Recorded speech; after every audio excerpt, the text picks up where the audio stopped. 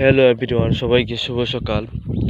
আর মৌলভীবাজার জেলার কমলগঞ্জ ২ নং পতনিশা ইউনিয়নের ভিতরে এই দেখেন তো বন্যা ফ্লাড হয়েছে আর প্রচুর পানি, চারিদিকে প্রচুর পানি।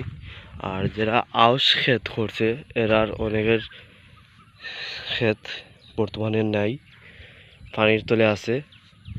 আর গরু বস যেন খাইতো এগুলোও নাই। আর ওই দেন গুঁড়ো একটা মানে দাঁড়ানো, এর খাদ্যও নাই, গুঁড়া যেন কিছু খাইতো, তার কিন্তু খাদ্য নাই, সব পানির তলে। আর এমনি রাস্তার সাইডে কিছু গরু গরু আছে, এগুলা কিছু খাদ্য আছে, তেমন বেশি ঘাস নাই, অল্প ঘাস জমিনে যেগুলো এগুলো তো পানির তলে। আর এ সাইডে দিয়ে বাড়ির দিকে এবার যদি পানি গেছে না, রাস্তা এদিকে আছে, কিছু কিছু জায়গা রাস্তা পানির তলে।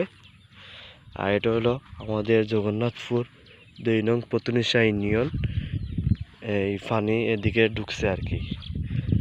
সবাই সবার জন্য দোয়া করবেন আর এই ভিডিও শেয়ার করে দিবেন, যাতে আল্লাহ সবাইকে পানি থেকে রক্ষা করেন।